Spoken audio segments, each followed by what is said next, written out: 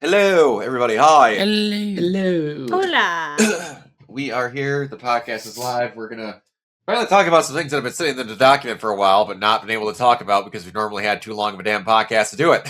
So we got a few less subjects this time around. Alrighty. Indeed, we do is.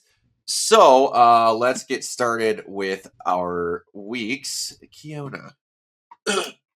Okay, so more D&D this week. Also some movie trailers. We're going to talk about a couple of them. I also watched the Michael Jackson biopic that's coming out Yeah. on my birthday, actually, on my birthday nice. this year.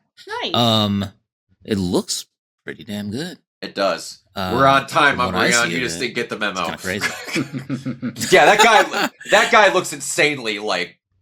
Looks really insanely like him, right? Yeah. Well, because he's related to him. Yeah, that's Who is it? Exactly. It's his his nephew. Did not know it makes that. sense. Oh, nice. That explains. There we go. Yeah, Jafar Jackson, I think is his name. Jackson, nice. But the performance and everything is just spot on. It looks really good. And of course, any movie with Coleman Domingo in it, I'm like, yeah, I'm there. Wow.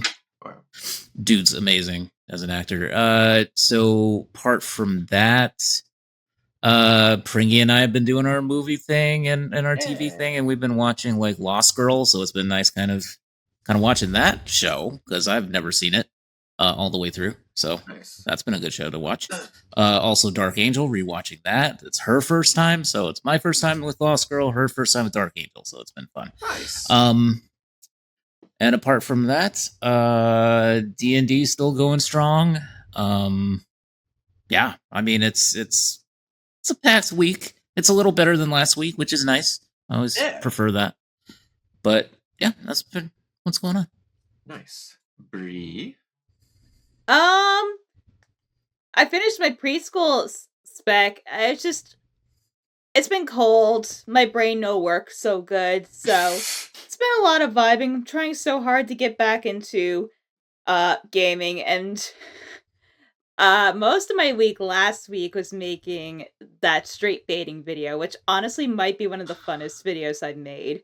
Because that's just me, like, let me be chaotic. And just doing stuff with my dog, who's right there. She's hopefully going to behave on stream. I don't know, but she's doing good. Yeah, she's sleeping, slumbering in wait. Can take up the whole freaking bed from the looks of it. She can either be this or just expand. Yeah, dogs are good at that. Mike. So the big news is today I just closed on the house. Yeah! Yay! Let's go, homeowner. Awesome. Woo! Yep. So the night I won't be moved in for like a couple more months because we got some things that need to get done, some cosmetic stuff. Joys of homeownership. Yeah. Other than that, I saw two movies this weekend.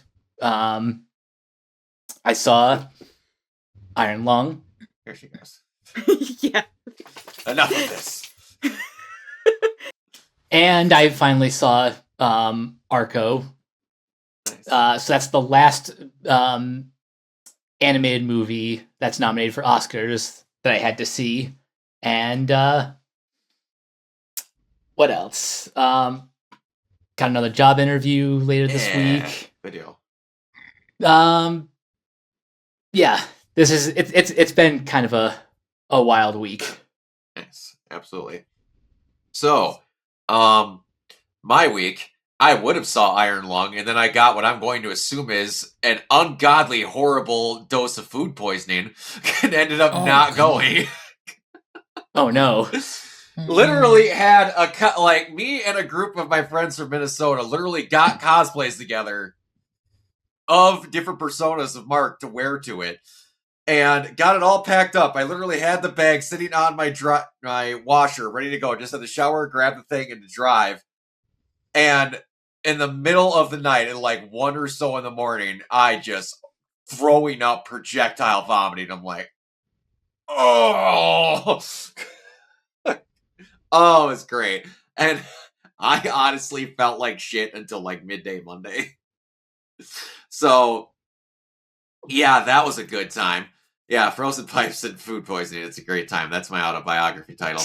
But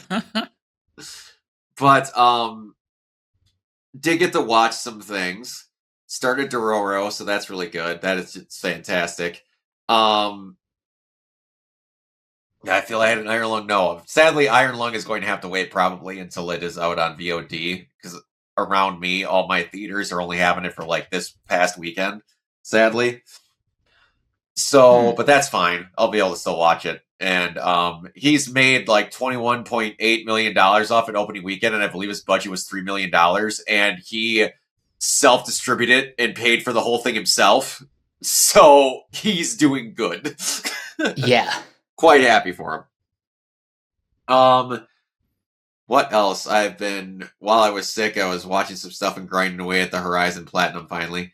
I heard a new song from, it's not quite Reset the Ticker. We're going to talk about Gotchaakin again. It's not the show, but anybody who is a fan of nerd and pop culture ever, go follow Game Boy Jones.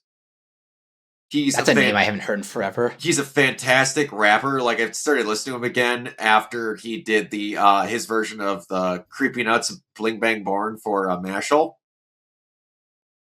And he did a song for the Reze Arc movie, Bombshell Baddie, which is really fucking good. Even Alexis Tipton, who voiced Reze in the movie, like, complimented on how good it was. Then he made a song before called Pit for Gotchaakin. He just made a new one, a rap song specifically about Jabber, and it is fucking insanely good. Everybody go check out songs. He's done so much. It's nerdy. It's awesome. Game Boy Jones is fantastic. I don't know who sees this. If anybody somehow sees this, Game Boy Jones needs to have an actual fucking track on Gotchaakin somewhere. I don't know if it's open. I don't know if it's nothing. Maury got in there. You can get Game Boy Jones in there somewhere. I do know that there are people involved in it that like his music. Get his ass in there. He's really fucking talented. I mean, look, if we could get SZA in Gundam, we can do that. Yeah, you're not wrong. Let's see. Outside of that, yeah, it hasn't been a ton. Me and Mike, literally just before this podcast, finished watching Wonder Man. That is legitimately it. Here's the thing when I say this, and people are going to say I'm speaking with hyperbole. That show is genuinely one of the best things that Marvel's put out. Mm-hmm. Now, when I say that, people are like, but Endgame had this, and this had that, and blah, blah, blah. Here's a wonder about things, kids, that I'm going to explain to you. Something can be unbelievably basic, but still very good. Mm-hmm. This might be the simplest thing Marvel has ever done, but it was directed well, written well. The dialogue is fantastic. It's better than Loki. No, not better than. It is on par with Loki, in my opinion, as far as quality of the actual product. Yep. Everything in it is done to the nines. And they do a lot of subverting your expectation in certain parts, but not in the asinine, I'm a smart writer and you didn't see that coming, did you? Ha ha ha ha ha moments, which has kind of become a forgotten art. People feel like they have to brag at the screen when they subvert an expectation, and you don't have to do that. You can just let it be. It just happens organically. It happens organically. And like, I talked with Mike. I think part of benefiting this show was that it was all dropped at one time. I think if you were going to do this show episodically, you would have had to have dropped like the first 3 episodes, then do it episodically. Because it has a slow start. Yeah, I kind of think the same thing. Like, you do the first 3 episodes, and then you can do like 4, 5, 6, and even like if you want to do like a mix, you could do the first 3 episodes, then 4, 5, 6, and then you can do 7 and 8, or just do the first 3 and then the rest. Yeah, because Trevor and Simon's like camaraderie really hits in about that point, and then you have really good cliffhangers at the end of each episode. Umbreon, you heard wrong. You heard unbelievably wrong. Yeah, I'm not going to spoil the show, but that's a lie. It does not. It ends in a way that you do not need to hear about these characters anymore. Yep. Because, oh boy, did it fall victim to being at the wrong time in the slot of Marvel shows that they made. In my opinion, it is on par with the pre-Avengers Marvel movies because you have to. I'm not saying it's bad, but you have to remember Iron Man 2 is in there as well, and that's not exactly a cinematic masterpiece in certain points. But Well, it's I mean, very, it's on par with those movies in my opinion. I think like thematically too. I think just the Yeah. fact that it's establishing a new character and stuff, and also Mhm. bringing in like someone who's a more, you know, like a more well known character, but is there as Yeah. in a supporting role. So, Yeah, and they do really cool stuff with Trevor in that. They Like some do. very cool stuff that I didn't expect them to do. And yeah, I know, right? yeah, that was that ending. I was know, right? Fucking, Yeah, I was fucking like, phenomenal. But That was great. Umbreon, I thought Ralph Boner was hilarious, so I'm just gonna be that guy. Was it weird? How is the leader of Bavaria? That's the He did a the good job. actor who plays Von Kovac. Oh yeah, The actor that's was right. very oh, good. that's Yeah. right, he was. He was. Yes, I he was. forgot all about that. I actually think he did a really fantastic He did job in good. this. I think he did a good job in Everybody did. Superman as well, but you know, it Yeah. was just obviously over the top.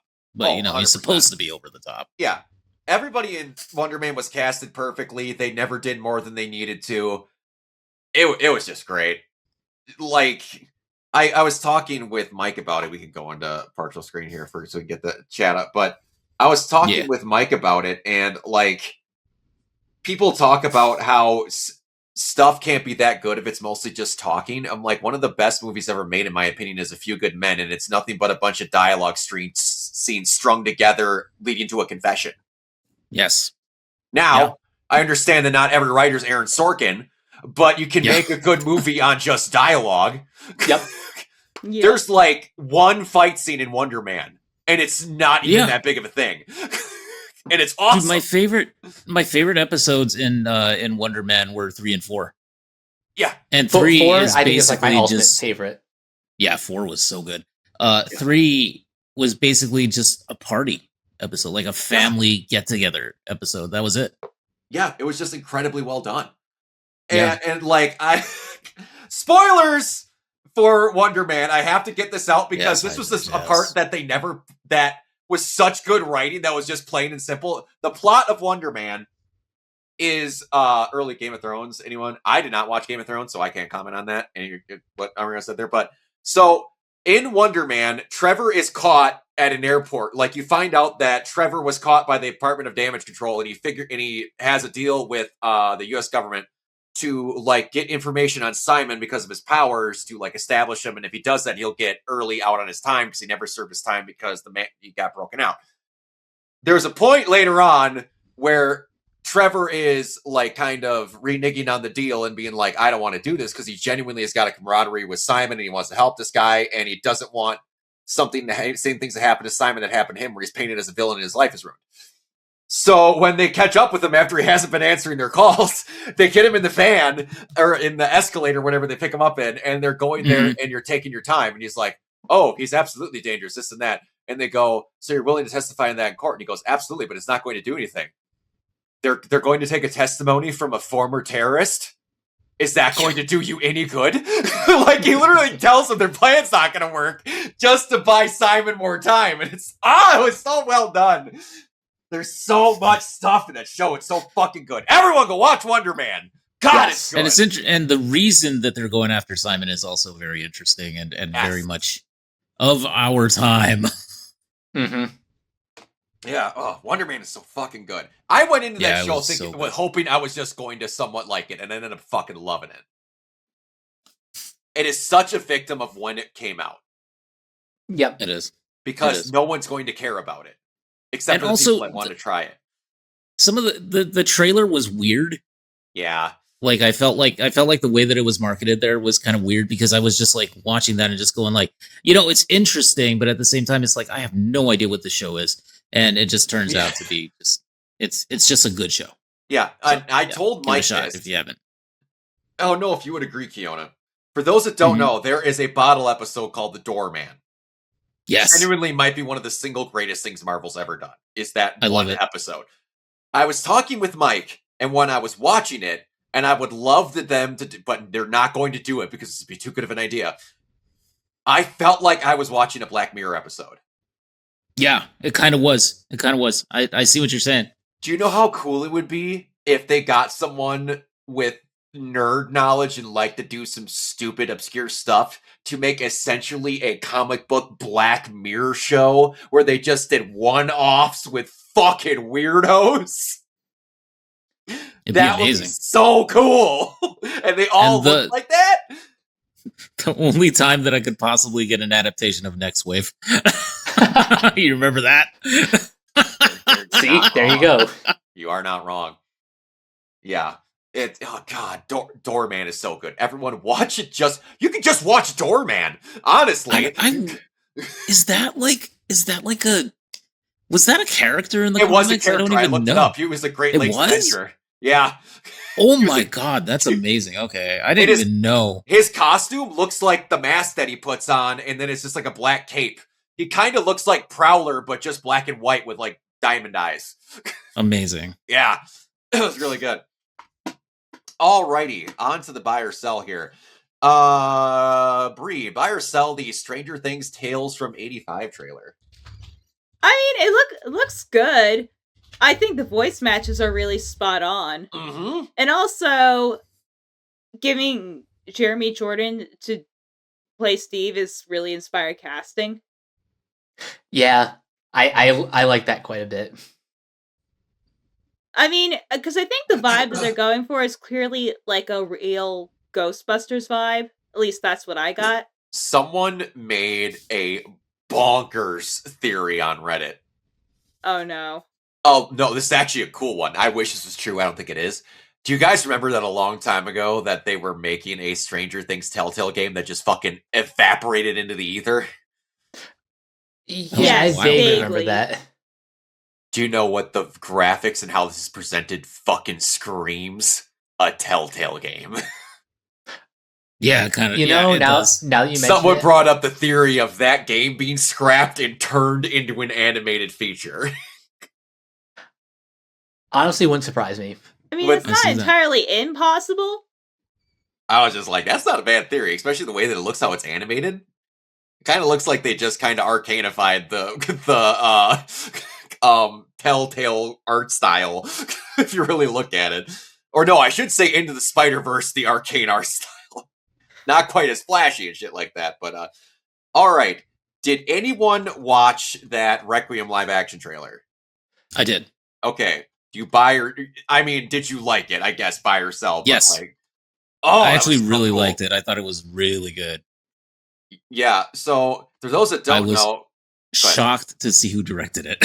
It's directed by one of Bree's favorite director of one of Bree's favorite movies. Yes. That possibly the greatest movie of last year. You know what? I already know this is not what it's going to be because we got told what the plot of what Krieger's movie is. An hour-and-a-half version of that parent with that kid surviving Raccoon City I would watch. Yeah, I would watch that too. But we've been told that's not what that movie is.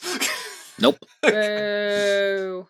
Because, man, that ending, it's when they clip her down and she falls onto the grave of her kid holding the picture. Especially since they've shown that these zombies are going to hold on to previous details like jobs and feelings and other stuff. And, me and Conan were talking before the stream started. It feels like we watched the reveal trailer 2 weeks ago. It's out this month. We watched it at the Game Awards. It doesn't even feel like, oh my, I don't even know.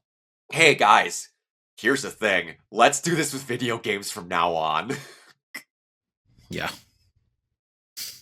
Or just entertainment in general. We don't need 4 years ahead of time. Yeah. We don't. Yeah, exactly. Yeah. That game was announced and it's coming now and I stayed hyped the entire time. Yep. It's fucking perfect. And when you hear, I believe I have it later on in the gaming notes, when you hear when this game started getting worked on, it's insane how long his development cycles are and how some of them can be kept secret. Mm-hmm. It's crazy. But, Mike, buy or sell Iron Lung's weekend box office success? I buy it. And I have some anecdotal evidence of this too. So I went to see the movie on Friday around like 6:40, and it was not sold out, but it was more or less a full house. Yeah. What even is the movie? Horror? It is, Umbreon, I will give you a quick synopsis. It is about, I gotta say this exactly. A weird phenomenon happens, because I've not watched it yet, but I got a quick gist of the video game. It's based on a horror video game where everyone who was living on like a habitable thing just vanishes. And like there's few spots of humanity left, and they see that this one planet that has this blood ocean that is like got structures and like looks like living life. And these few survivors, yes, I'm talking about Iron Lung Irene, and these few survivors find this thing, and then they go down in this barely held together fucking submarine to go explore and do other things, and it's really tight suspense bottle movie style horror that Mark directed, produced, and starred in. So it's cool. From what I understand, it's really, really good. Yeah, it's basically, I guess the closest comparison I can make is like something like Buried, where it's really just Simon, his character's name, just in the submarine for like the entire movie. Yeah. And from what I understand, that submarine set is made of wood. Like, they budgeted so good in it. It's great. Alrighty, I guess I will do this one. Buy or sell that Jacksepticeye is in talks to direct a film adaptation of Cormac McCarthy's Blood Meridian. Brett Ratner will reportedly produce. I buy the hell out of this, because if this gets directed, he does this direction, and it's really good. I can't wait to see like the amount of like stupid who's and what's that are like, go watch my whatever, it's so good because I'm in it. Versus you got these guys that literally went, no, the subject matter is really good. I don't care if I have to pay for the whole fucking thing. Someone's going to go see it, and I'm going to work my ass off to make sure that it's good, and let the movie speak versus you being in it. If YouTube content creators start making better movies than some people that have their heads up their asses about their own projects and make it just to make themselves famous, I'm going to start wanting to see a trend happen to where, man, maybe if we just gave a shit about the movies, it would be good. You know what this reminds me of? Like this new crop of YouTubers making movies. This is basically like the new version of like music video directors from the 80s and 90s, breaking into Hollywood. Yeah, exactly. It's a cool trend to see.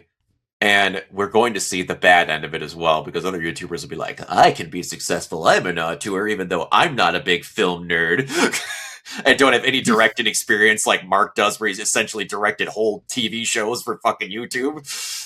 Yep. And it does make sense, too, because if you have that much passion that you're willing to make video essays and content and stuff and put it up on YouTube for it, then obviously you're going to be interested enough to look into the filmmaking techniques and everything, and possibly go to film school, possibly have a background in that.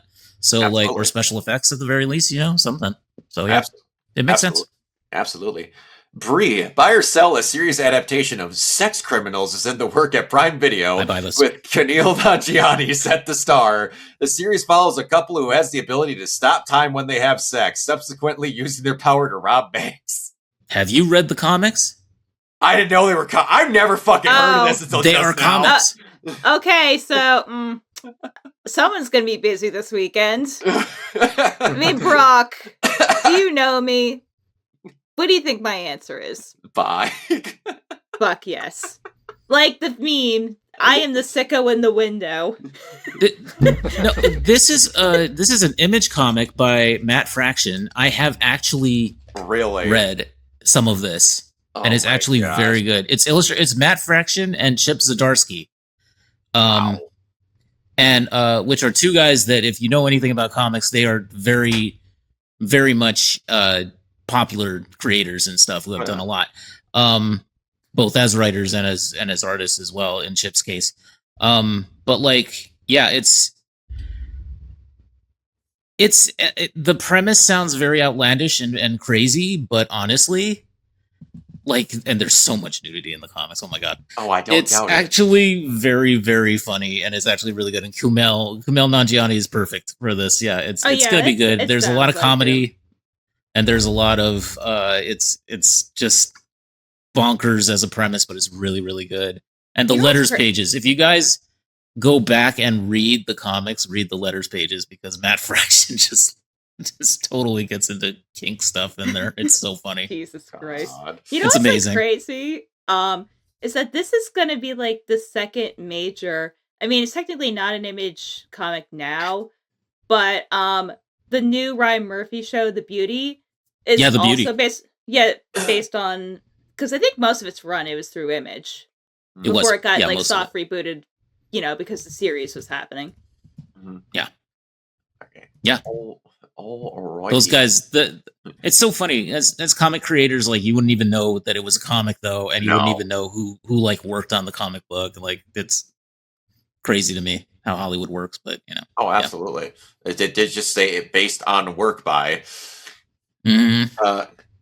Mike, buy or sell that Mandy Patinkin has been cast as Odin in the live-action God of War series. Buy. You killed my son. Prepare to die. Amazing. He just looks with his beard and everything. He looks like a perfect Odin. Never in a fucking million years would have been like, I'm casting a God of War series. Who's going to play Odin? Mandy Patinkin. Fucking yeah. Good lord. All right. Kyoto, buy or sell that Nvidia halts plans to invest $100 billion in OpenAI after talks collapse. Nvidia CEO Jensen Huang called the $100 billion figure non-finalized and privately criticized OpenAI's lack of discipline. I mean, first of all, if you were willing to invest $100 billion in something, you better make sure it's going to something that's going to be like around and also something that's sustainable, dude. I mean, like, come on, dude. I don't even know. At this point, it's just crazy how everything is just AI, and nobody's thinking about like actually like working on hardware and trying to be innovative on that sense. Like, it's just gone completely. Kiana, you should see this shit show about Adobe just got bullied like so hard because they decided yesterday without warning that they were going to discontinue Adobe Animate, aka Flash. And they must have gotten some very angry phone calls from some studios. Oh boy. Yeah, I'm sure they did. Yep. Crazy. Yeah, there's a lot of decisions being made that are just stupid. Very. But here's like the thing that like blows my mind. It's literally like the same grift like every single time. It really is. Yep. And I'm like, damn, it's too bad I have a soul because otherwise I'd be so stupid fucking rich right now. To quote Pat from Two Best Friends, I once thought my soul had died, but here I am. All right, Mike, buy or sell that season 3 of The Last of Us HBO is expected to possibly be its final season. It certainly seems that way, says HBO's Casey Blouse in new interview Bloise at Deadline. I wanted to say blows, but I didn't think that'd be correct.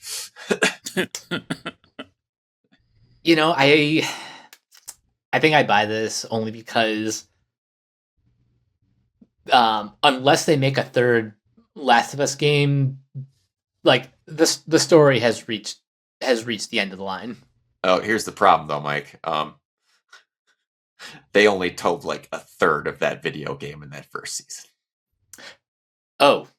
I stand corrected then.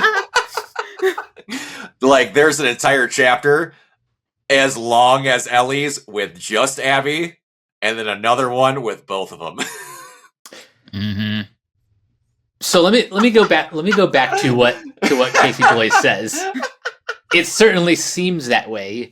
Of course, he's saying that before anyone has seen season 3. Go ahead. He's saying this before anyone has even seen season 3. So he doesn't really know what the audience reception is going to be yet. I get that, but like before season 2 came out, it was, hey, we're gonna keep making the show pass beyond what the games have because the reception's so good. And then now it's season 3 might be the last one. Which Kiona, unless they make this one season like 15 episodes long, do you see them being able to feasibly make all that shit fit? Unless they really trim down some of the last portion of the game, I don't know. So like her trek to get to Abby? Probably not. Yeah. But they have to leave in the really awkward sex scene between Ian and Abby, right? Oh God, yes. Why wouldn't you? Because that's really important to the story. So important. Y'all, I thought I streamed it. I might have to go back and check the clip. I've never been so caught off guard by a sex scene in a video game in my entire life. It comes out of nowhere, and there's no foreplay. It just goes straight to just... And I'm like, that... cheeks. Literally. Like, it's weird. And it comes out of legitimately nowhere. It's a really sloppily done RKO out of nowhere. It was so weird. It was unbelievably that awkward, Pringle. Yes, it was. They go for talking about, we could just escape and go nowhere, but damn these kids, and they might get killed. We gotta go to the army tomorrow. By the way, you wanna fuck? Sure. I'm just gonna rip your pants down, have no foreplay, and hope I'm hard enough. Like, that's literally what happens. Like, not quite on, long ago. Like, not on the scale of, like, walking out on your parents, but close. My way of saying goodbye doesn't involve an awkward sex scene like I'm never going to see them again, because they were planning to run away together. That's not a goodbye to me. And it's, like, so cliche. Like, I mean, I get it, and sometimes it can work before the battle, but it's also, it's like... It's not before the battle, though. The battle's the next day. Like, they don't know when the battle's happening. She only goes because he dies. They weren't even going to go to it. They were going to run away. It's so weird.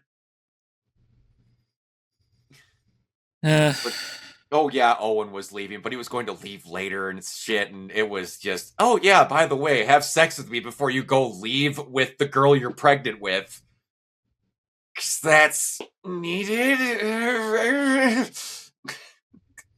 And then get mad because you ruined their lives. Like, girl, anyway, pick a lane. Yeah. Brie, by herself for Neon Genesis Evangelion's 30th anniversary, Yoko Takahashi is officially set to perform Cruel Angel's thesis at the Crunchyroll Anime Awards, bringing back one of anime's most legendary openings to the global stage. First released in 1995, the song didn't just define Evangelion, it became a cultural landmark that still hits across generations of fans. I mean, it has to be her. If it's anyone else, people will be mad. And it's going to be crazy seeing that performed live. I mean, I think she has performed it live a few times in recent years. I don't know, like, how recent? I don't either. I've never seen a live, or even YouTube videos of a live performance of it. But I may have seen, like, one or two live performances, but I don't know. I don't know when those were recorded. That is true. You Heisers, you are 100% correct. Good. Solo leveling anime of the year. Anyway, like, the weird thing is like, as voyeuristic as anime fans claim to be, especially for the Crunchyroll Awards, I'm like, you picked the most boring bitch shit. I'm like, be little freaks, guys. Gotta get the fans what they want. Mike, I'm going to assume that those social media mistakes are yours? Yes. So, tomorrow is the release of a new Muppet Show special, which I hope everyone who claims they want to see the Muppets return tunes in, because if this is successful, they might make more. And it's like, no excuse, because Disney's been promoting the shit out of this. Yeah, they like to their credit, they have been doing a good job promoting this. And part of that promotion is Kermit the Frog making an appearance on Jimmy Kimmel. But because of how infrequent Disney has used the Muppets, people still aren't really used to Matt Vogel's voice for Kermit. So we're still kind of getting the same sort of reaction. Like, that's not my Kermit. Even though it's been like 9 years since Steve Whitmire was let go.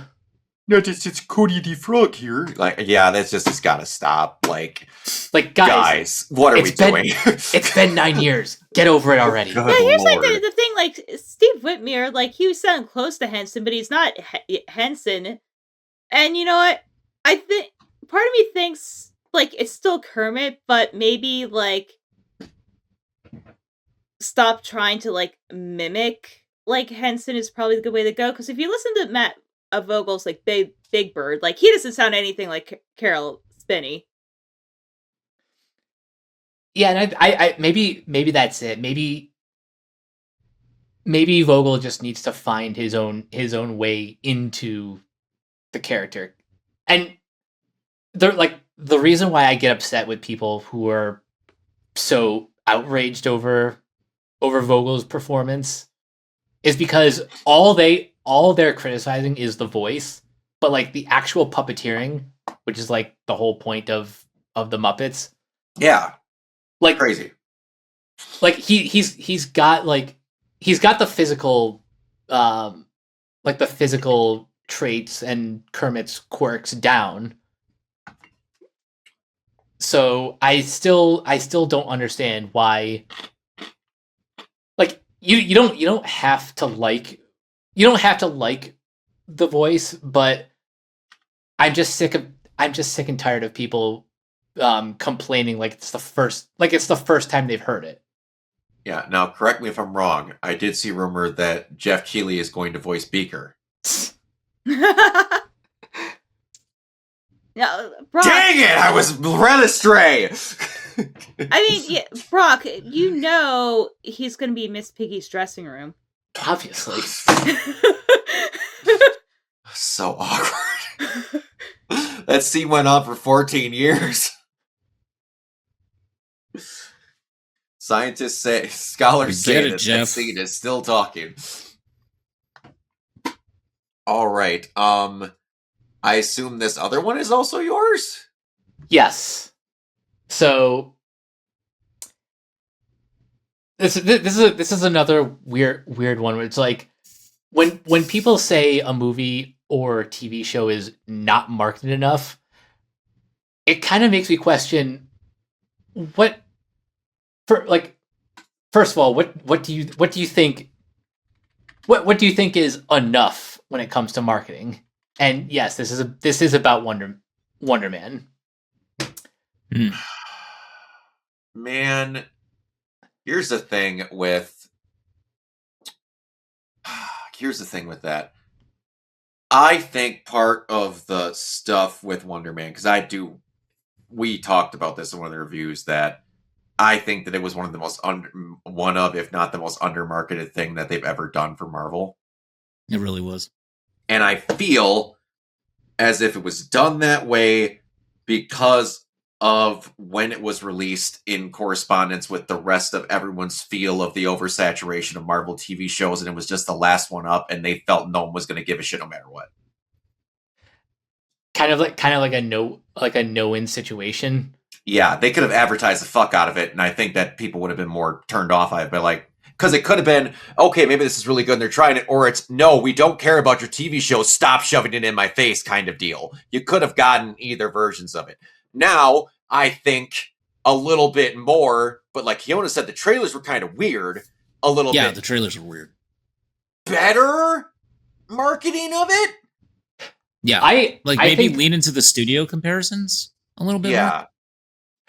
I do like some of the thing, like some of the viral marketing that they tried, like they did a parody of Actors on Actors with That was with Simon Yeah.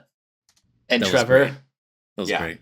That was really Like good. I think if they did more things like that, then like if they did more stuff like that, I think they would have like a better or at least a more unique marketing campaign. But then the other problem is they're selling this show more like a comedy and less like a drama. Yeah. So again, kind of a no-win situation. And it's hard to sell a superhero show that, like we said, it's got like one fight in it. It's like, do you want to watch the superhero TV show that is about the guy and has literally damn near nothing to do with the superhero? And it's a character that a lot of people didn't know existed. Mm-hmm. You know what this reminds me so much of is when they dropped Echo, because they also did drop that in a very similar way. Yep. And both are Marvel Spotlight shows too. Yeah, which essentially yeah. means that you're not going to see him anywhere else. And they just forgot Echo existed when Born Again came out, because that she took all of his anger and emotion horse shit that happened in Echo wasn't a thing in Born Again. Nope.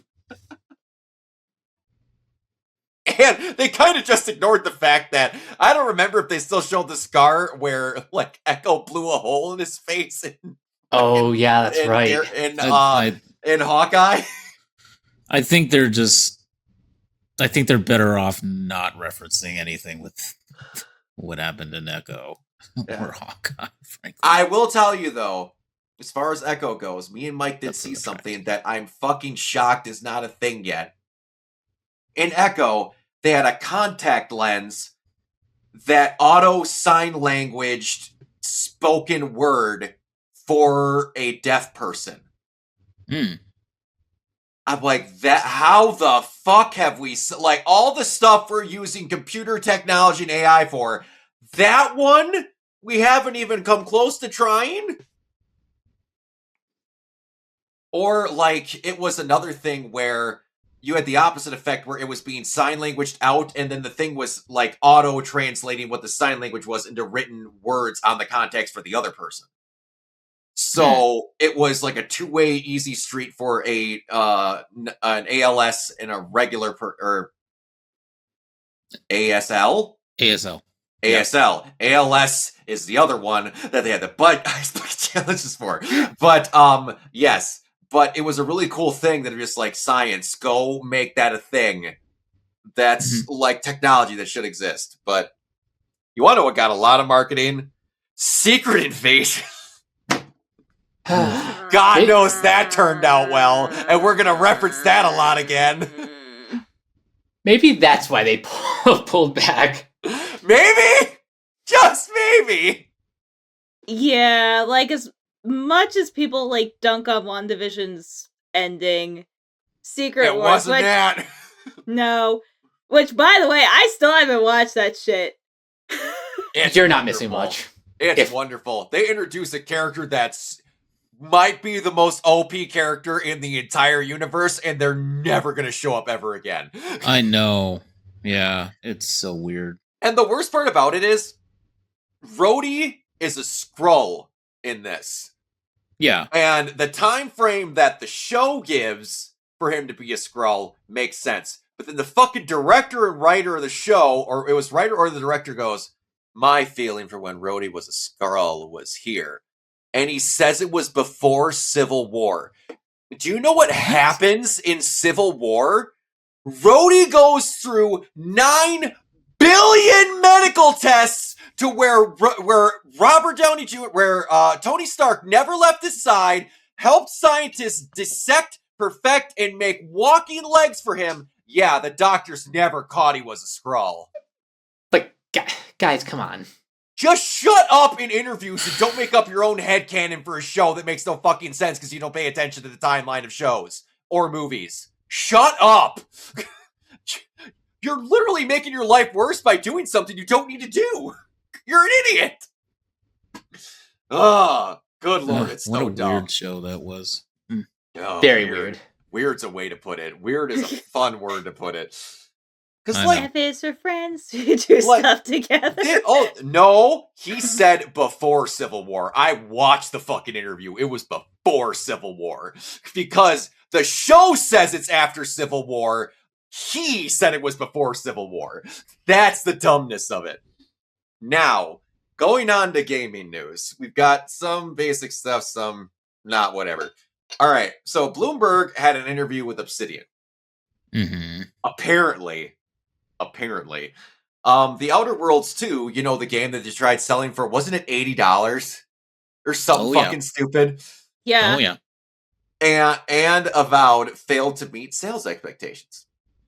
And then Grounded 2 was a big hit. There's no plan for the third Outer Worlds game. And Microsoft's 30% profit target is the reason for why many Xbox studios led to putting games on PlayStation, because they weren't meeting it with just Xbox. Of course not. It's almost like Microsoft doesn't get their own gaming division. No. Mm-mm. They really don't. They literally bleed money. Yeah. Like, they just breathe and they earn money. But no, let's just fuck over your gaming division more every time with these unbelievably not realistic goals. You know what Microsoft needs to invest in? Marshmallows.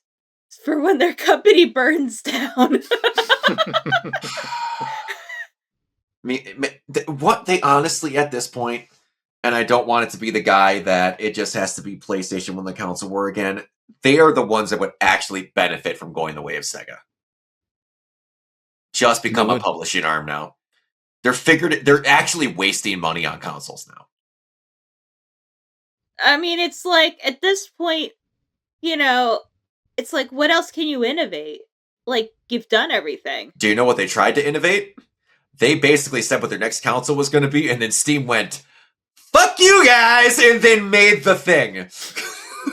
No, I'm just saying, like, at this point, it's just like you update, like, graphics and things. I mean, like, at some point, you know, it's just, you know, getting a console at this point is basically like getting like a new smartphone. Like, how many like significant changes can you make? It's not even them worrying about it. No one's buying their games or anything anymore because they had no games. Well, no, that's the problem. They had games, but and Kiona can attest to this. Microsoft and Xbox trained their fan base to not want to buy games. Mm-hmm. Right? Yep. Because of the advantages of Game Pass.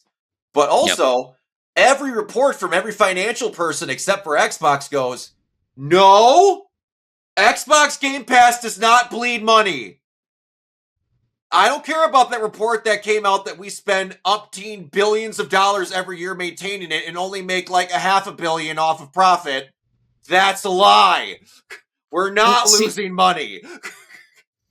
And also the issue is too that like the corporate overlords there are basically setting these very unrealistic expectations as well. Absolutely. As well as having the subscription service, which, you know, in and of itself, it existing is not necessarily a bad thing, especially for people like me who are dirt poor. But like in terms of setting those very unrealistic expectations also on top of having the subscription service where you lose money. Yeah.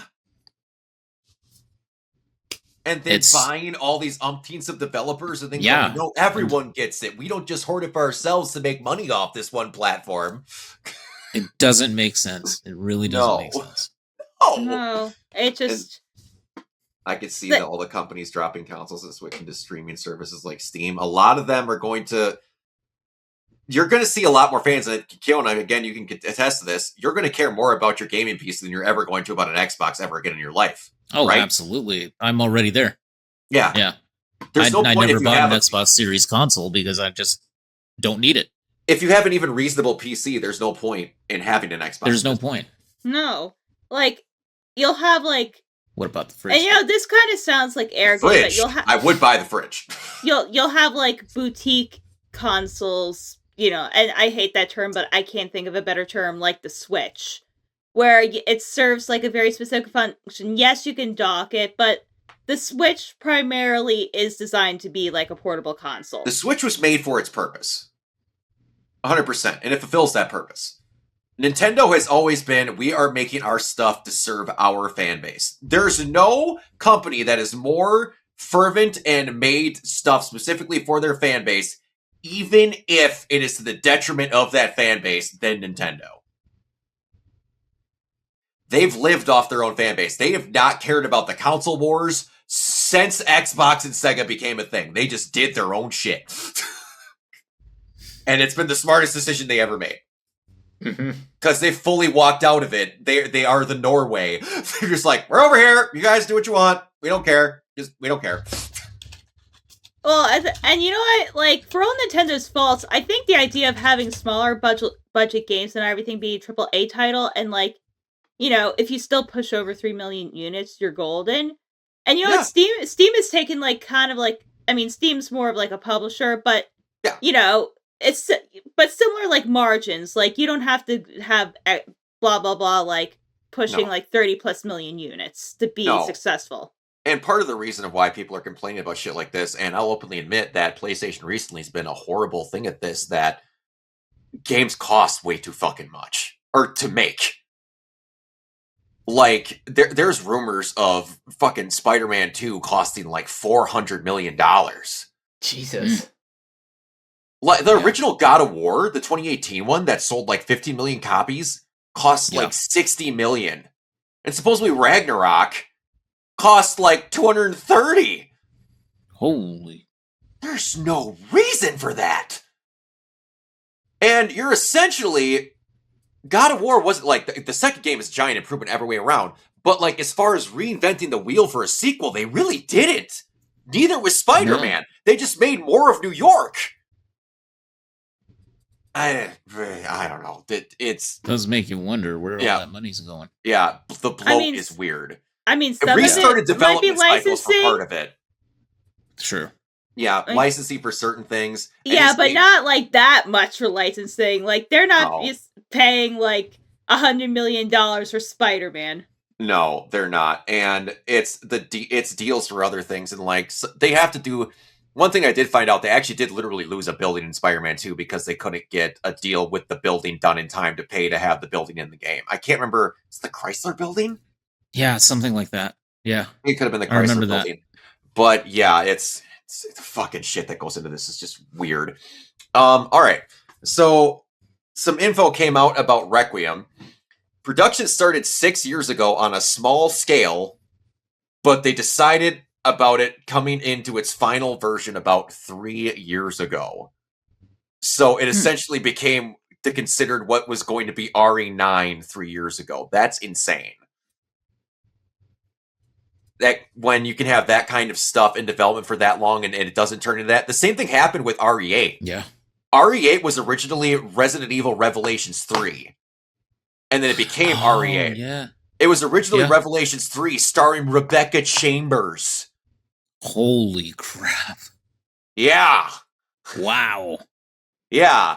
Yeah, that canceled for unbelievable what these things happen over time, because Capcom will just keep working on shit until it comes out. It's very rare that they outright just give up on a game. Unless it's Dino Crisis. They will always give up on Dino Crisis. I feel like they kind of gave up on Exoprimal too. They did, but they at least gave it a season or two. I am convinced to the point of where, you know how Ubisoft came up with Assassin's Creed because they were tired of paying the license for Prince of Persia? Yeah. I'm partially thinking somehow they paid a licensing fee for Dino Crisis. And they just went, probably. Nah! Someone will make it later, and then someone made Code Violent, and oh boy, did that turn out bad. Oh, that turned out great. The best part about that was it came out, I believe, exclusively for PlayStation. Like, literally just PlayStation. Yeah, I think so. And there was a big thing about the director of the game or the head of the studio said we are not putting the game on PC because we don't want the woman who is the main character is modeled after an actual woman. We don't want mods degrading her. And then you buy the game, and it's a bunch of just skimpy ass outfits that you're putting the woman in. It's so dumb. Like, you should have just said, yeah, we don't want Rule 34 getting a hold of the model. That's what we want. What's going to happen anyway? I mean... Have they not heard of the Streisand effect? I don't know. I don't know what this No. I don't even... Yeah, I don't know. But, hey, who liked really great games back in, like, the 1990s? Because there's a new Backyard Baseball coming out this summer, and it might be the most excited I've ever been for a fucking video game in my entire life. Yeah, they did a new, I think, tie-in short for it that's sponsored by Dave and Buster's, of all things. That kind of tracks, if I'm going to be perfectly honest. I mean, yeah. It does. Yeah, you're right. Yeah. Playground Games has officially announced a new Backyard Baseball will launch in summer of 2026. It is the first new game in the Backyard Sports series since Backyard Sports Baseball 2015 for iOS and Android, which will likely release for console, but it would be the first major platform since Backyard Sports Rookie Rush in 2010. Details of the game itself weren't revealed, but Playground Games says the information will come in the near future. To hold over until new news comes, Playground Games has re-released Backyard Sports, the animated special, on YouTube, which is a nearly 12-minute show featuring the all-star cast, Christopher Mintz-Platz, Ego Newton, Donald Faison, Adam Pally, and more. In a high new energy animated special, Playground Productions, the beloved 90s video game franchise, Backyard Sports returns in superstar Stephanie Bubbles Morgan in a crisis after losing her gotta have it, never play without a Luck-It bubblegum. The show description reads, with just 30 minutes until the game, the Backyard Kids embark on a wild, time-sensitive mission to track down to save their season. I'm telling you now, if I had timing with, like, Steam for the amount of time that it would show that I played Backyard Baseball MLB Edition, it might hit multiple hundreds of hours. I fucking was in an unhealthy amount of in love with those fucking games. They were so good. And they were simple as shit. That and Backyard Basketball I played, and Backyard Soccer, if I'm going to be honest. They were simple PC games.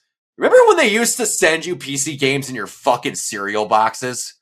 Oh yeah. I remember I played the shit out of the fucking Captain Crunch game. Where you, you had the little, like, Furby thing. I think they call it a Crunchling. It could be. But they also had things where, like, games the caliber of Carmen Sandiego, they just sent you in a fucking cereal box. If I told a kid that nowadays, they would tell me I was fucking crazy. No, games cost $700 now. They didn't give them away for free with cereal. Oh, not what would really make my day, and they would never do this, is if they rebooted Gizmos and Gadgets. Ooh, does anyone remember playing Gizmos and Gadgets in elementary school? That's a name I haven't heard in a very long time. Yeah. There was also a purely mathematics one that I can't remember what it's called that was made with the same hero with the backwards hat and the blue shirt and then the guy with the freaking, like, Doc Brown hair as the villain. Oh, those games were so fucking good. Do you guys remember the Jumpstart games? Yes. Yeah. Do you remember the blank grade adventure games? Vaguely, but yes. Oh, love those to death. They were so good. Reader Rabbit. What about Pajama Sam? Does anyone remember Pajama Sam? Kind of. Oh, so good. So good. And there's another one. I am blanking on what it's called. Yeah, you know what's, like, crazy is that, like, when you think about it, like, for those educational games, the gameplay actually really slapped. It really did. There was another one where they reviewed it on the Rooster Teeth gaming channel. It was a game where you played as multiple versions of these little purple furry creatures that you had to get through these, like, mazes and stuff was like the wobbles or it was a word something. And it was in a like forest output. It looked like an old 90s cartoon. It was so cool, and I played the shit out of it, but I can't remember what it's called. Oh, that's gonna bug me for a while. Anyway, back to our actual topics. Sony has filed a patent application hinting at a future PlayStation controller with no physical buttons. The design uses capacitive touch surfaces to create virtual adaptive buttons which shift based on how the user holds the controller. It includes gesture inputs, customizable layouts, and different hand sizes for accessibility needs. So they showed a picture of this thing, and it showed basically like two handholds and then a giant screen to where Zoombinis! That is 1,000% what it fucking is, Ghost Pringle! Hold on! I think you just nailed it! But while you're searching that controller... That is 100% what it is. It's basically like haptic feedback on steroids. Well, to a degree, but it's like, say if you were a PlayStation person and you liked Xbox layouts. You could be like, no, I want the touchpad here. I want the up and down, left, right buttons here, A and B here, and you could, like, the Pro controllers where you get the fucking bottom touch things, that on steroids as well, where you could just custom lay out the entire top of the fucking controller.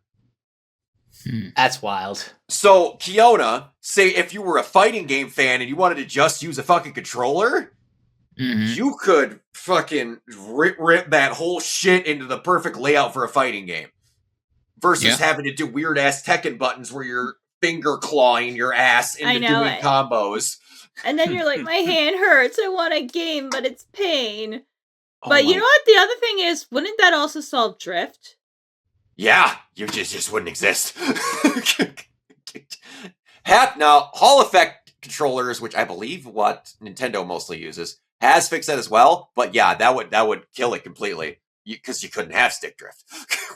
Well, even if part of the panel like was wonky, you could just relay the button out theoretically. Theoretically, yeah, you're not wrong. I might stream Zoombinis. My God, I might stream Zoombinis. That activated a core memory. But yeah, that's just another cool thing where we talk about how you can only re-innovate certain things, Bree. That's one. Or like where you can map a controller for either gameplay needs or accessibility needs. Shit like that I think is really cool. But then people will be like, Sony will make anything but video games. I'm like, no, they're making video games. They're just a technology company, period. Yep. They'll make other things. I mean, Sony makes a crap ton of stuff. But again, when you said accessibility, then you don't have to buy like a separate controller for accessibility. Yeah, exactly. You can have it all in one. They also made an accessibility controller that was like a giant... It looks like a freaking... I can't remember what it's called, but it was a something and something where they made like controllers or like things that were only multicolored. That was a big circle that went around where you could program buttons into it. So they have been doing stuff for accessibility a lot, which I really appreciate. One other thing that they're looking at doing, which I hope they do, because I would love it, because I played the shit out of it now that they made the update. Sony is reportedly looking to launch a new OLED version of the Portal this year. And it is not expected to be like... They're also... The rumor is that when the 6 comes out, that they're making a handheld version of it, like a Portal, but more like an actual handheld console, which would do really good.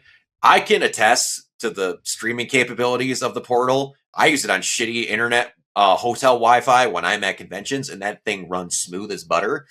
I played like a good 6-hour session of fucking Ghost of Yote and had perfect time parries on that bitch when I was just waiting for people to get ready in the morning because they were late sleepers. And I was up way too fucking late. Yeah, it works great. And an OLED version of it would be awesome. I'm not excited to see what the price of that would probably fucking be. But, oh God. Yeah, the original, I got the original for $200. I can't fucking complain about that. All right. And, not bad. Well, I mean, you can't charge more than the Switch 2 for it, so it'd probably still be around the same range. I would imagine. So, but, yeah, companies are greedy and Sony's not above that. All right. The link is not working, but an indie developer who turned to social media to make their game's credits a little bit longer ended up spending 300 hours adding 60,000 names. Oh Jesus. my Holy god. shit! I'll see if I can get this to pop up in Google and get the link through that way. What? Can I get the actual link? There it is. Yeah. So this week, Spotify Automaton was posted on there. Sorry to keep you waiting. The ending of this horror game, which received about 60,000 applications, is finally complete. I'll show you this part of it. By the way, I'll have you watch without skipping. It'll take a full 30 minutes. It was a Japanese game. Where was this? So, an indie developer who turned to social media, asked for names, added their game credits, bit off more than they could chew. A Japanese developer, Connected Shadow Games, was putting together the finishing touches on their indie horror game Twilight Moonflower. That is the title of my band whenever I get one. That's a title. God. But it didn't like that their credit sequence was so short. So they took the X and asked their followers to put their name forward to be added to a special section of the credits, expecting 100 people. Urgent recruitment posted on their X last November via machine translation. We're currently working on the ending of our game, but since it's being made by just a few people, the content is overwhelmingly short. So if you'd be okay with having your name listed, please give at this a like. Seriously, I'll list everyone lengthwise. I need about 100 more people. The claim that they would list everyone turned out to be a mistake, as the tweet went viral in Japan and ended up receiving around 60,000 likes. Rather than simply taking 100 likes and crediting them, the developer kept their word and added around 60,000 people's names to their credits. Wow. And these are just people who did nothing. Just people that like to tweet. Just like to tweet. Yeah. So, in a separate post explaining the amount of work involved, the developer wrote, to even get a little bit of recognition for my self-made game, I made a promise which included everyone who liked the ending game, which resulted in 60,000 people gathered, but I managed to include every single one of them through sheer willpower, taking over 300 hours. I'm going to see how many days that is. God. I mean, if you chop the 5 off, that's 6 days. 6.5 days? No, that's way off. 18 days? 300 divided by 24. 12.5 days. 12.5 days. That was way off again. So Grandpa was an early riser? Yeah, I'm always an early. Umbreon, I get up at 3:30 a.m. for my job. On late days. I start work at 4:30. I'm always an early riser. I have had first shift jobs for the entirety of my life, and it has killed me from being able to sleep in. Alrighty, moving and streaming news. Did you guys get to watch that TAS test footage? Mm-hmm. Yep. That No. looked really cool. It was essentially the intro, but like in full animation color. Like not the cell shading black and white. They had like in full color of the actual show with like the blue or bluish tint with the black on it. It looked cool. Yeah. It was definitely a different tone to it. You can kind of tell though that this is like just like test animation, because there's that one close up shot of Batman that looks kind of more towards like Michael Keaton's build. Yeah. And 100%. also I think that music is just the Danny Elfman score. Yeah, pretty much. It is easy to confuse because that start intro is rather close. Yeah. So a lot of people get confused because I've had people thinking that they just literally used it during the actual cartoon. I'm like, no, it's close, but it's not quite. Yeah, so for those who don't know, this test animation, this is basically, because a lot of times people assume that studios will produce a full pilot episode for animation. That's not necessarily the case. So what a lot of studios will do is basically they'll make like an animated like sizzle reel to pitch to execs. Like famously, and Mike, you know this, the Owl House pilot is one of those. Yep. Sparrow's here. All right. So, Interesting. that was really cool. It was awesome to see because it's not often you get to see something relatively new with Batman, the animated series.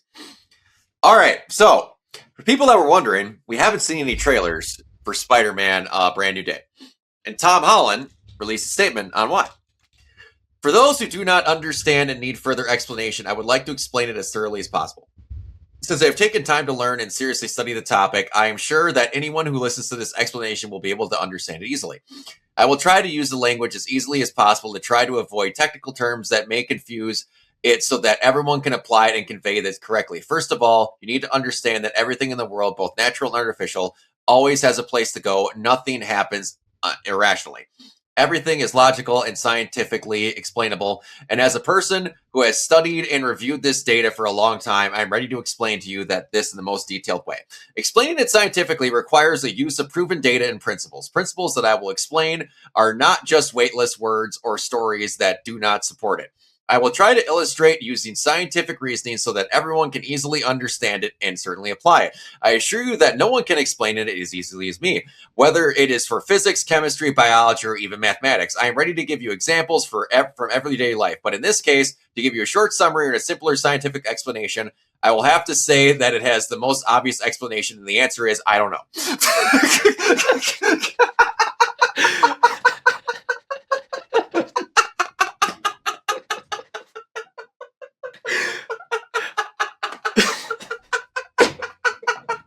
Damn. Best troll post ever. I started reading out like halfway through. I'm like, you are fucking putting filler in here, buddy. You're gonna, and then I just looked at the end and says, I don't know. I fucking knew it. I love Tom Holland to death. I love him so much. Oh God, I think that's the most I've heard the word scientifically used in a paragraph in my life, and it's not even in the scientific terms. Brock.exe stopped working. Yeah, I think Kyoto.exe stopped working there for a second. All right, so let's see here. As SAG-AFTRA heads into early contract talks with studios on February 9th, the union is weighing in a new approach for the rise of AI performers, requiring solo studios to pay into a union fund when fully synthetic actors are used in place of human labor. So basically, this is the Tilly Northwood tax, where we're fully fine with it, but you're going to pay us money if you are going to put something in. Like, you're required to put money into our fund so that we get something when you're not going to use a real actor. Which, you know what? Good on them. Yeah. We're getting money from you no matter what. And you're going to realize that eventually it's going to be better to just pay us because the AI actors suck ass. Mm-hmm. Anyone go on TikTok, and I say TikTok so that you're not giving Amazon the credit, and watch the horribly bad AI dubbed banana fish scenes. Oh, they're a joy. Oh, you know what's also a joy? Did you see that Darren Aronofsky like bullshit with the founding fathers? Jesus. Oh, I didn't watch it. Brock hasn't watched it. Oh my goodness. I fucking what? Here, screen share it. Dude, Darren Aronofsky AI. Yeah, it should come up right away. I'm not going to get in trouble for showing this. Oh, you can just find the picture or the article. Darren Aronofsky AI. Oh boy. What in the fuck? Primordial Soup present. Did he make like an entire revolutionary? Yep.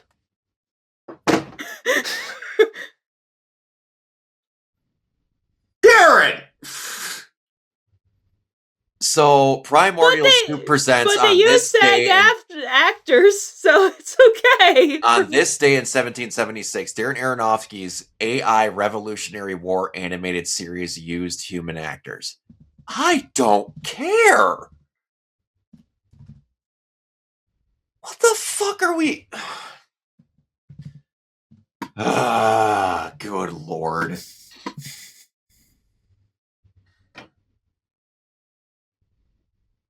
Wow. Why do people need to give this shit credit? Okay, moving on. Crunchyroll has allegedly rolled out the new slow sellers policy for Crunchyroll stores, in which products that fail to meet internal sales expectations are flagged, leading to order cancellations and delisting of the product to prioritize other products that are considered fast sellers, popular IPs, trending, emerging, etc. In addition, it is also alleged that publishers are not notified if and when Crunchyroll decides to mark one of their products as a slow seller or if the product is delisted. There's a word to describe that. It's bad. Yeah, it's dumb. It's very dumb.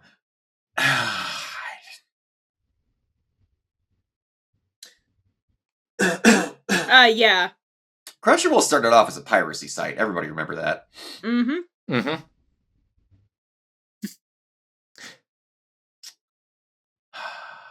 People's purchases of discotheque products have been canceled. Good God. All right. So we're not going to end on a completely sad note because we have something to go into after this, but Catherine O'Hara passed away. Yeah. That one actually really hurt. No, Yeah. that hurt me too. And I was talking to some people, and one of the people that I follow that I'm professional mutuals with, she compared this to basically like Bowie passing and Prince, and it kind of is. Like Catherine O'Hara, like it's up there with Robin Williams was the one that hit me the most. Same. Yeah, no, like True. same level. Yeah, same level as him. That is your childhood mom in multiple things. Not only that, like she's the mommy. Like she basically birthed Hot Topic.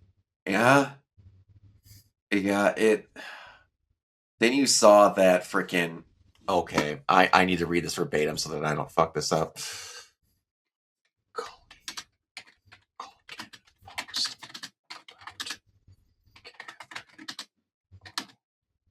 God, I'm glad you guys can't see me type this. Yeah, I know the post you're talking about. Yeah, where is his quote? Thank you, the pioneer. Freaking useless. Well, not only that, do you have any idea, like, how many tattoo artists she gave careers to by getting Sally and Jack tattoos? Oh, 100%. Okay, so Macaulay Culkin, one of the few first celebrities to pay tribute to Catherine O'Hara following her death on Friday. Her Home Alone co-star took to Instagram to share a photo of them together, Home Alone alongside each other. Mama, I thought we had time. I wanted more. I wanted to sit in a chair next to you. I wanted to sit in a chair next to you. I heard you, but I had so much to say. I love you. I will see you later.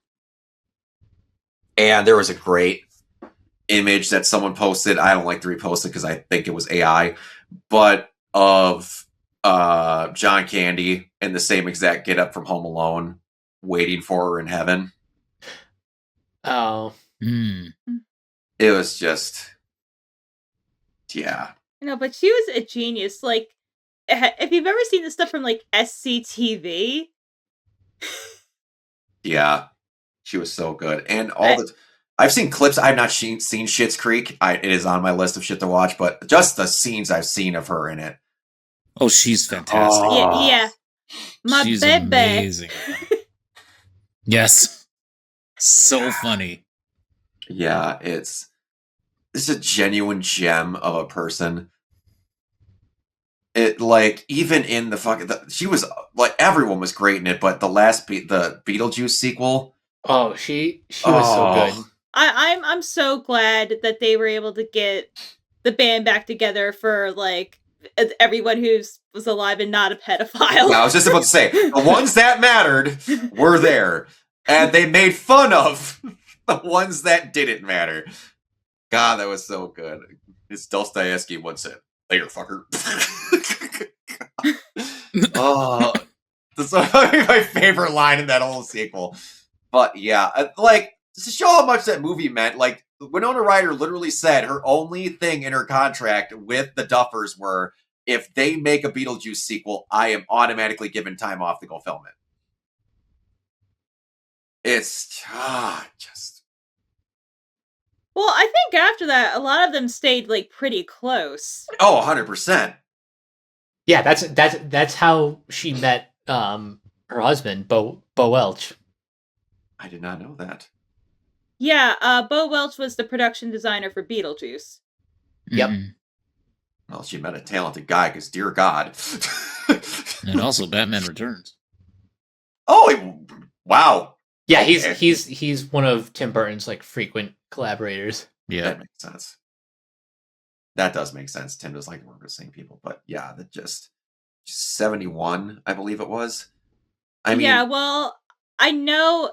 I mean, Brock, you might not know this, but she had, I forget the name, but basically, part of her organs were inverted, so like her heart was on the opposite side of the body. I mean, obviously, we don't know. really? Yeah, it's like a 1 in like 1 million like thing. Usually, you can survive fine, but I'm wondering if because of her heart and if you didn't know that there was some sort of medical complication. Yeah. That was like one thing unrelated, but my grandpa went through all sorts of shit, World War II, all sorts of other things, and then died of like complications and blood clots and other things. It was something with the veins in his heart. When they went in to work on something else, they were like basically wired backwards, but yet he lived fine until they went in and fixed that as a part of an operation on something else, and he started throwing clots like crazy and died not long after. Yeah, she Oh, had God. situs invertus, which Sinus invertus. yeah. Is that basically just Latin for insides reversed? Yeah, so Yep. basically it's just like your organs are just like a mirror image of where they should be normally. Weird. Wow. What the But since, you know, I've they're literally never heard of that. but since Yeah, I've never technically, heard you of know, that. they're all in the same position but in reverse, usually most Nothing people wrong. it's yeah. But sometimes if you're doing a diagnosis, then you know that you might get problems because that's not where the stuff in the body. It's supposed to go. Yeah. It can happen in twins sometimes. That would make sense, actually. Yeah, that does. Yeah. Not going that way. That would make sense. Yeah, that's. Jesus. She'll be missed. 71 is old. It's not like everybody wants to get her to Betty White and be 100. She still lived a good life. Left a lot of memories behind for people to enjoy. It just sucks. It was just so sudden. Yeah. No one so expected it. sudden. Yeah. And like, you know, she has had like a major career resurgence, you know, Oh, like Winona 100%. Ryder, like the last couple years. Like she still had so much left in the can. Mhm. Oh, I know. absolutely. And like I just saw her in the studio too, which is another really Yeah. good show. Yeah, Yeah, and they're, and, they're like, like they're still working on God. season 2. Yeah, like Yeah. because she was, I guess, ill because she was supposed to come film the other day and she never did. Hmm. That fucking sucks. Well, rest in peace to her. I hope that something gets done in remembrance of her career somewhere, which I assume it's going to. Well, Which I assume the Oscars. Well, I assume probably bare minimum, she's probably gonna posthumously probably be named a Disney legend. Oh yeah. Probably, yeah. Oh yeah. 100%. It's just. I hope, because they always say this shit happens in threes. Hmm. I don't need any more of that. Okay. On a somewhat lighter note, we got a thing in here, and I will openly admit I found out about this list because of Otaku's Anonymous, a podcast that I watch quite a bit with Nick and Danny. So I'm going to read you guys through this. I'm going to see if you agree on these years and like what you expecting for their placement and stuff like that. Now we have a range of people that watch a little bit more anime, people that watch some of the older stuff, people that were more in the middle and catching up like me. So I figured this would be a good thing to go through and see if we agree on how it ranked. So we have 15 through 1, and I'm going to go 15 going down. So 15 is 20, and this is the greatest anime years of all time. 15 is 2023. The romance revival year. Underrated shows like Buddy Daddies, which I've heard is actually really good, Insomniacs After School, Skip, and Loafer. The most popular show was season 2 of Jujutsu Kaisen. Yeah, understandable. And the highest rated show was the first season of Free Run. So I don't know if it's a good gauger for 15, but once we start getting into the top 10s and we get more of how this is feeling, I think we'll know how to get better on that. Now, 14 is 2002. A lot of classic shows made their debut. You had Full Metal Panic, Princess Tutu, The 12 Kingdoms, Naruto, and the highest rated show was Ghost in the Shell Standalone Complex. There was also a Gundam entry. There was shows like Chobits, Full Metal Panic, a lot of good things starting off like that. Now, you had 1995, the year of classical isekai. And I love how they say this, and then these are the shows they list. Underrated shows, Street Fighter 2V, and then Virtua Fighter. Didn't know Virtua Fighter had an anime. And then most popular show in the year of classic isekai is Evangelion, highest rated show, Evangelion. Now, it had some other stuff in there. They had well-beloved isekai shows where it was like Magic Knight, Ray Earth, Fujiguri, Yujiguri, and Tencho Moyo. So they had isekais in there. I just thought it was funny how it was the year of classic isekais, and then they just didn't have any in the top shows. Hold on, what year was Escaflowne? I can confirm the Virtual Fighter anime, and also I can confirm the Battle Arena Toshinden anime as well. Oh, jeez. When did Escaflowne come out? Okay, that was 97. I was just about to say, I'm pretty sure it was the next year. All right. 12 is 2024. No, 2004. 2004.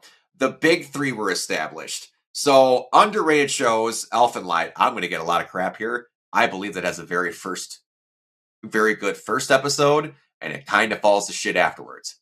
That's just me. People don't remember how that show actually looked. You had Beck. Oh my Lanta. Gachakuchio, The Count of Monte Cristo. The most popular show was Bleach, and the highest rated show was Monster. Before the big three in anime, there was Dragon Ball in 99. But One Piece first aired, then it was joined by Naruto in 2002, and then in 2004 is when they got Bleach. So the last part of the big three were in there. And then Monster, obviously, is really good. You had Samurai Champloo as well, which music alone is fucking fantastic. All right, 11 is 2022, a testament to the power of modern anime. Underrated shows, Oiashi and Summertime Renderer. The most popular show was Chainsaw Man, and then the most highest rated show was the Demon Slayer Entertainment District. Chainsaw Man, duh. Yeah. Obviously, you're going to get that there. But you also had stuff like 1,000 Year Blood War, and then I think Bocchi the Rock came out that year too, if I'm not mistaken. I think so, yeah. Yeah, I think you're right.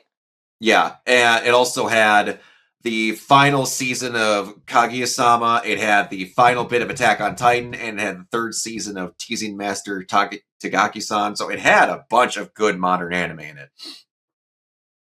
AKA the GOAT of anime. Which one?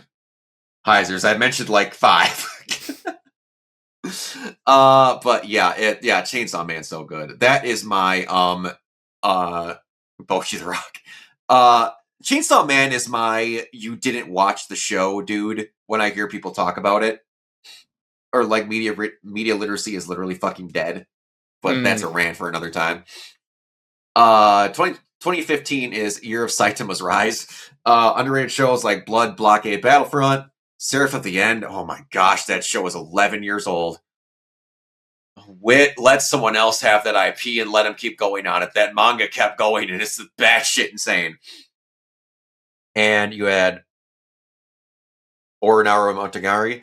Most popular show, One Punch Man, and highest rated show, Gintama, which Gintama has been going for... Dear God, how long has Gintama been going for?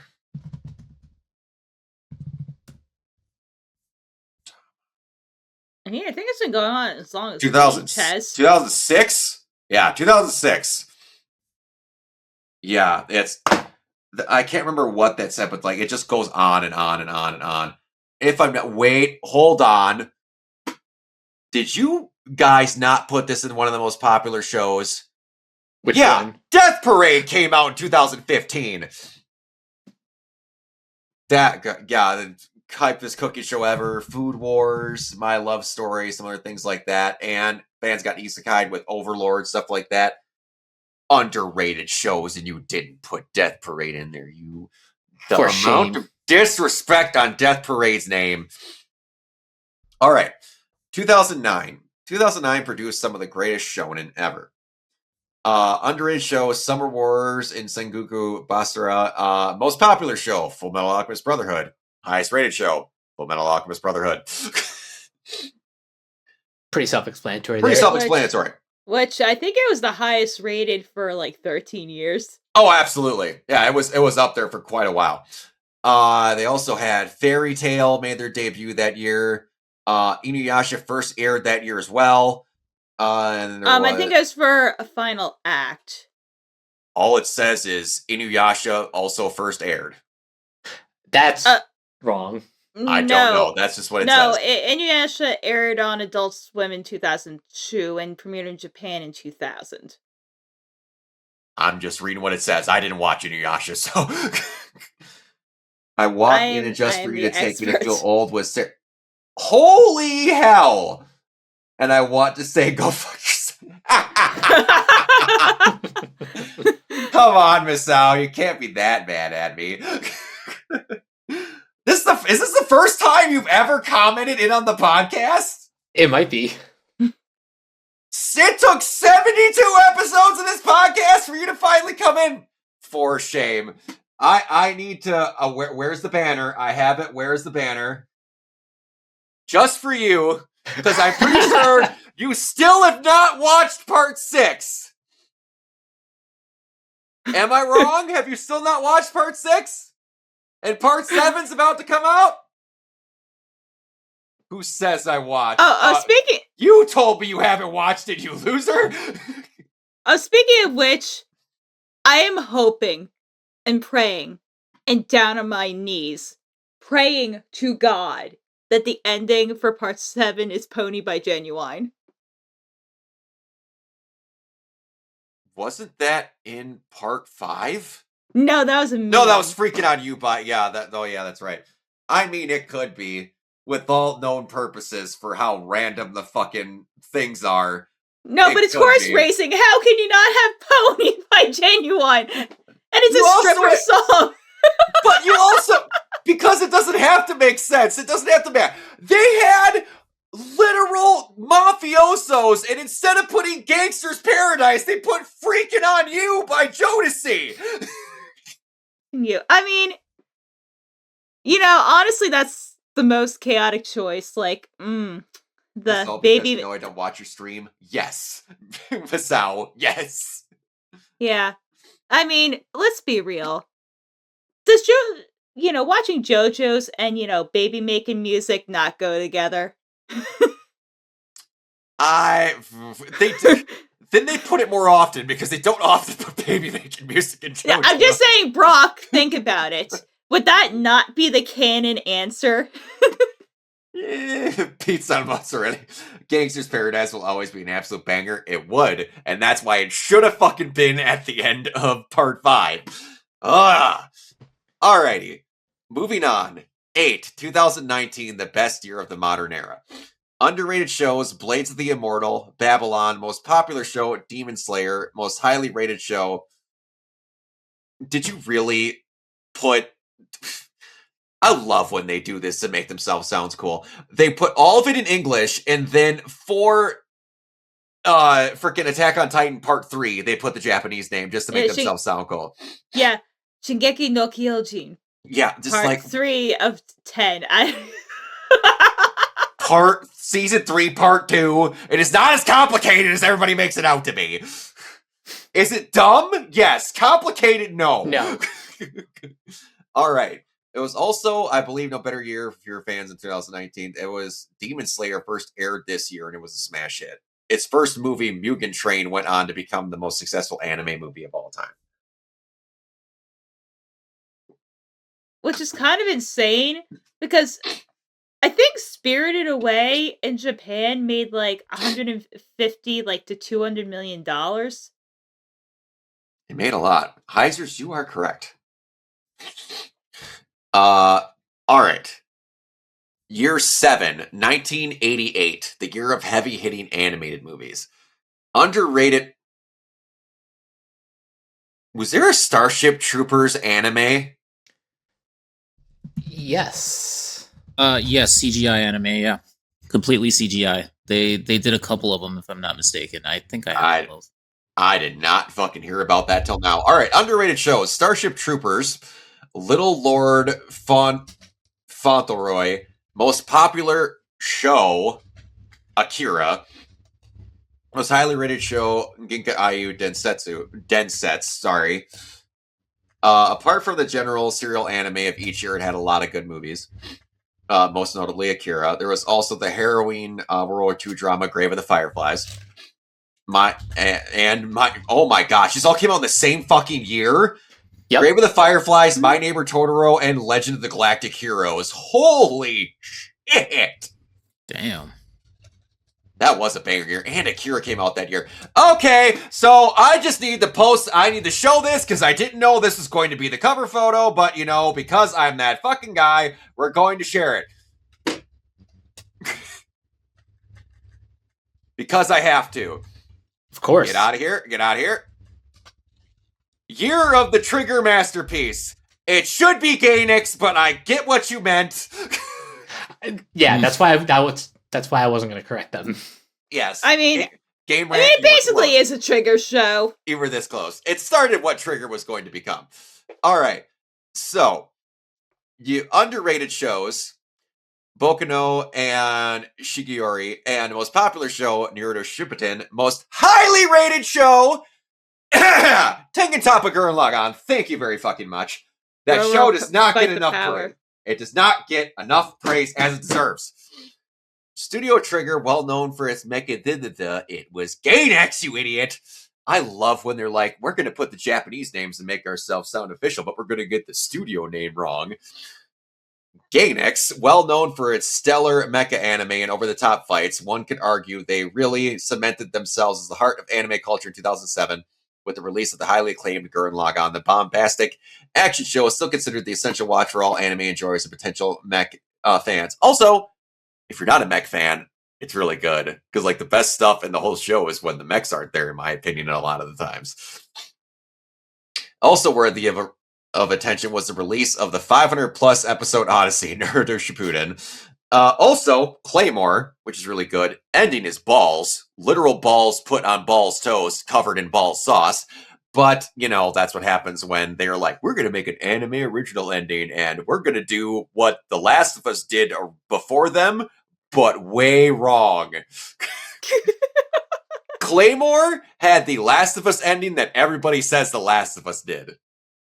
I'm just going to throw that out there. Go watch Claymore and watch that ending, and you'll see what the actual complaint should have been.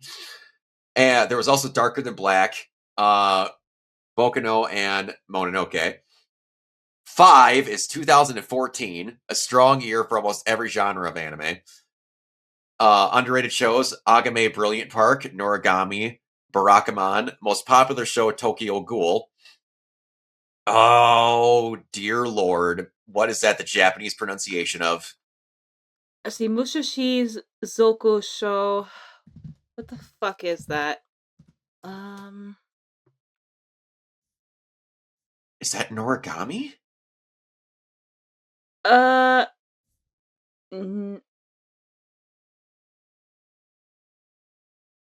is that? Japanese? Oh, I think it's Mushashi. Yep. Mushashi? Okay. Okay. Oh, so it's just more. Okay. All right. Also had Parasite the Maxim, Your Lie in April. You had No Game, No Life. Holy balls, this year was stacked. Yona of the Dawn, Fate Stay Night Unlimited, Blade Works, and Haikyuu.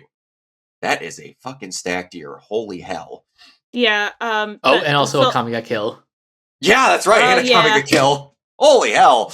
Oh yeah, so Zokusho it just means next passage. That's just Got what they it. called season 2.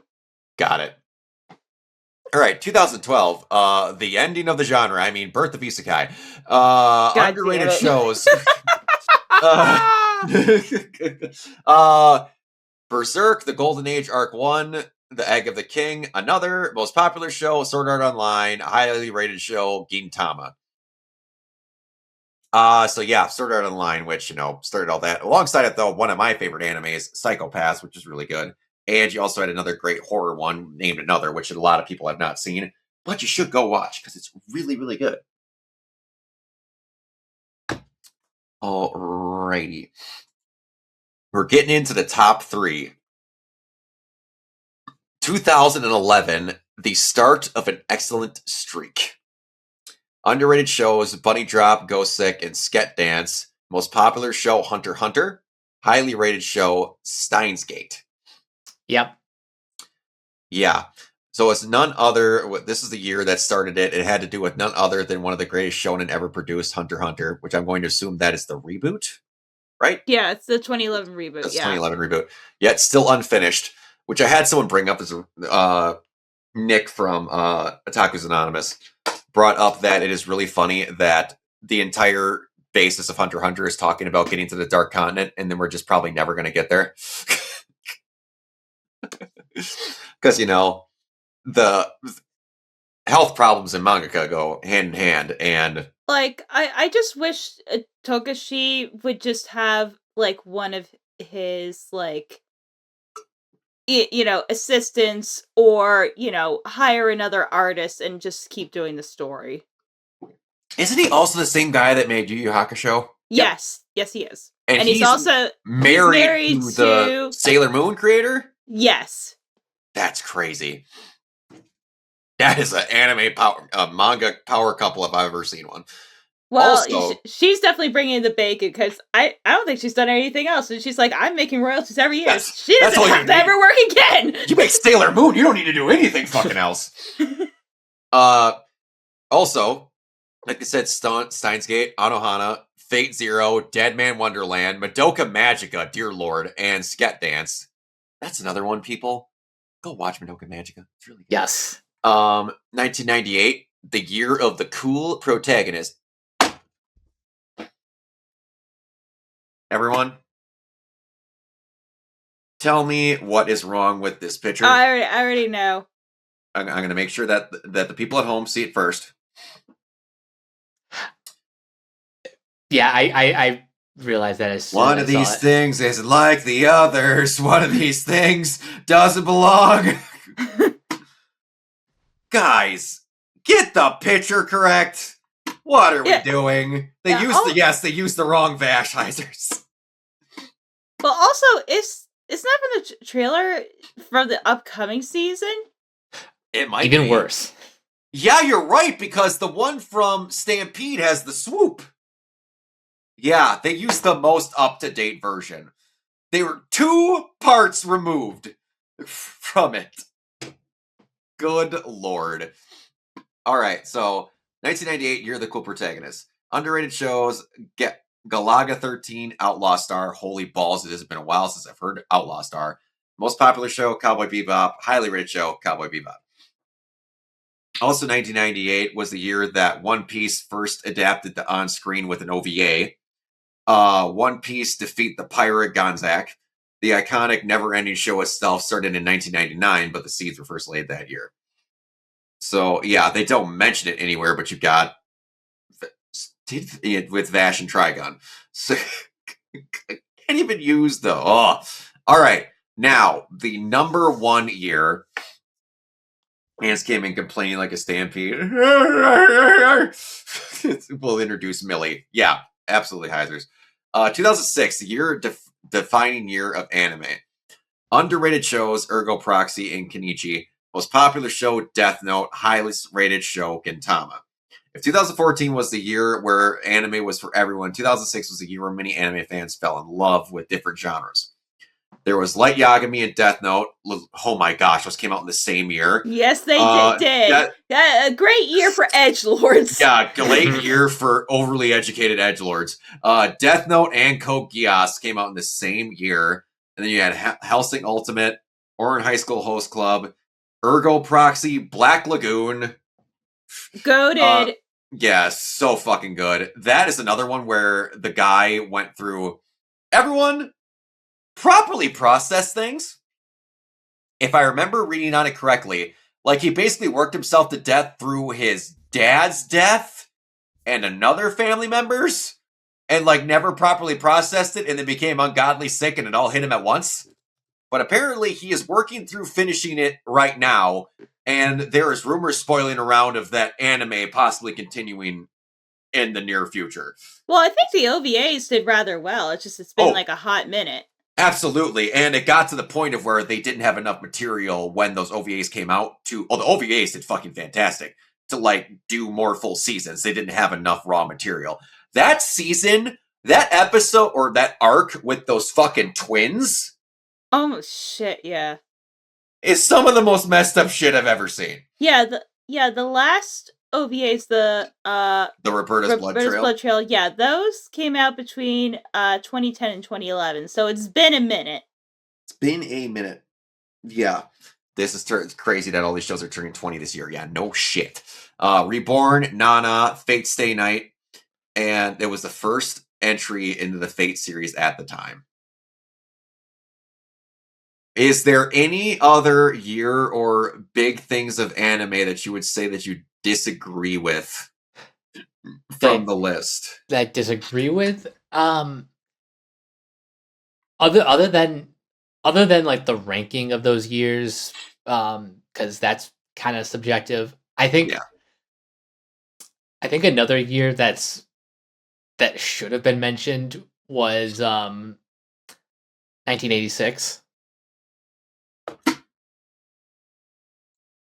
Is that the first? No, that wouldn't be the first one. Yeah, because I have to catch up. 86. Yeah, because Black Lagoon is still releasing like new chapters. They just come out of trickle because the last volume came out in Japan just this past September. Yeah, it's from what I understand, it's coming out when he can make it, pretty much, because he's like badly sick, from what I understand. Mm. Like, I believe it's both health and physical issues. People, take care of yourselves. Good Lord. Oh my gosh, yeah, the Transformers movie. The original Dragon Ball. Let's get this here. Is there any big hitters that I am? Panzer World Gallant, Dragon Ball, Mobile Suit Gundam ZZ, Fist of the North Star. Was 1998 on the list? Yes. Yes, it was. Okay. That was one of the lower. Oh yeah, shit! They should have had 2013 because 2013 was Kill la Kill and Attack on Titan. What the fuck? Why is that not there? Yeah, holy hell! What else came out in that year? Little Witch Academia. Yeah, because Heis just brought it up. Yeah, 2013 mentioned OVA pilot. Yeah, no shit. I'm guessing the most popular anime of 2004 was Sergeant Frog. Good lord. Good lord. Hey, what year did the Pokemon anime begin? What anime? 95? Is that 95? 97, I think. Is it 97? When did Digimon come out then? I think 99. 99? Okay. 97, okay. Yeah, I think 97 was the original Japanese version of Pokemon. So, Pocket Monsters.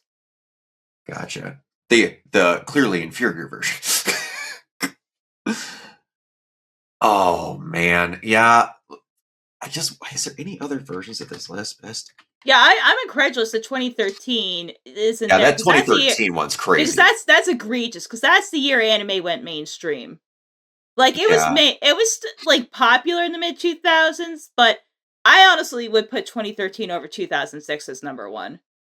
Because 2013 is the year everyone got into anime. I will say 2006 was the start of it, though. Because Death Note invaded Hot Topic, and that just... Yeah, So it but was also definitely a like start. it was right before like the anime bubble burst, and then of course the Great Recession. Yeah. But I feel like 2013 is where shit got crazy. 2013 is definitely out there. Yeah, Kill la Kill. Frick. That And is it's crazy. and it's crazy because the both Kill la Kill and Attack on Titan's composers, this is the same guy, it's Hiroyuki Sawano. Mm-hmm. Was there any other ones that I'm... Devil is a part-timer. Okay, hold on. Let's see here. Top best TV anime of 2013. Kill la Kill, Love Live, Attack on Titan, Sakura Quartet, Outbreak Company, Gotcha Man Crowds, Danganronpa the anime, Space Battleship Yamato 21.99, Sword Art Online Extra Edition, Devil's a Part-Timer. And also, you can make the exception, because I think the first season of JoJo's started in 2012. Like, I think it was fall 2012, and technically ended as 2013. So, I think you can make an exception. Yeah, that try for JoJo, yes. People forget they had a bunch of them before that, but yeah, that is up there. Yeah, those are two heavy hitters that came out then. There's not from looking at this list, there's not a ton of other giant ones, but those are two fucking huge ones. Attack on Titan, especially. That's one that brought a lot of people in. Yeah, that's Like, a lot. I mean, Death Note's influential, but I'm like, if we're being like honest with ourselves, I think Attack on Titan, like, just historically, has had more of an impact. I think Death Note was popular because it already was hitting trends that were popular in the United States, and it just hit at the perfect time, and it just also happened to be good.